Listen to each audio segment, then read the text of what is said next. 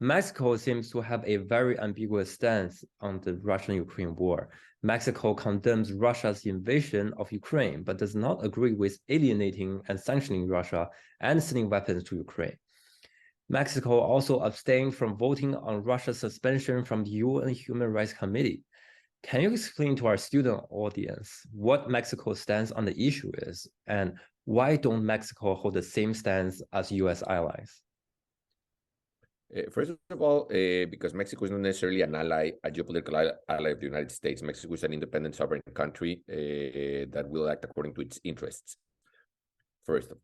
Second of all, when you say that Mexico has a complicated position towards the Russian invasion of Ukraine, that is mostly the president's position. And even though the president is the head of state, and as such, has the authority to establish Mexico's diplomatic stances, I think it's a very personal stance of the president more than the government or the people or the traditions of Mexican foreign policy. For instance, Mexico, because of the territory we lost to the United States in the past, has a very strong stance in favor of territorial integrity.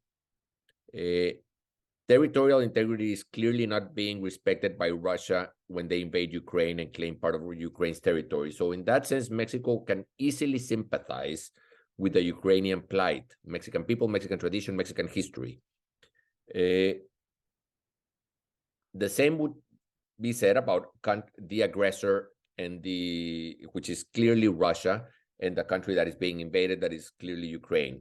As a country that has been invaded, Mexico will always traditionally, historically side with the invaded and against the aggressor. So that's Mexico's traditional institutional foreign policy diplomatic stances. Now, in this case, we have a president who likes to make everything about himself. And he has certain issues or probably a lack of understanding of the complexities of the issue. So he just makes pronouncements according to what he thinks will rally his nationalist followers against the United States. Now, these are words more than actions. The fact of the matter is that in this case, I would say Mexico is not particularly a geopolitical player in the way that NATO, G7, G20, other G20 countries would be. We do not have a rotating seat in the National Security Council of the United Nations. I'm sorry, we do, but we have not used it as an example. So we're kind of passive bystanders. I would dare say that Mexican population, to the degree that I follow, is strongly behind the Ukrainian people. But I would leave it at that. So just to confirm what you mentioned, so that Mexico does not agree with alienating and sanctioning Russia and sending weapons to Ukraine, that's from the president, which is not representative of the Mexico population. Well, no. Of course, the president is the head of state.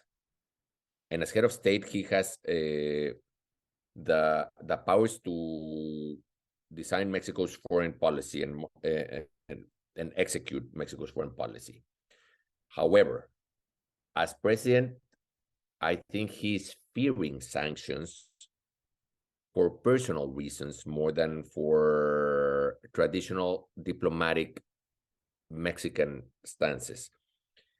He I would say, is conscious of the possibility that he or his team or his government may be put under sanctions for doing things that may not be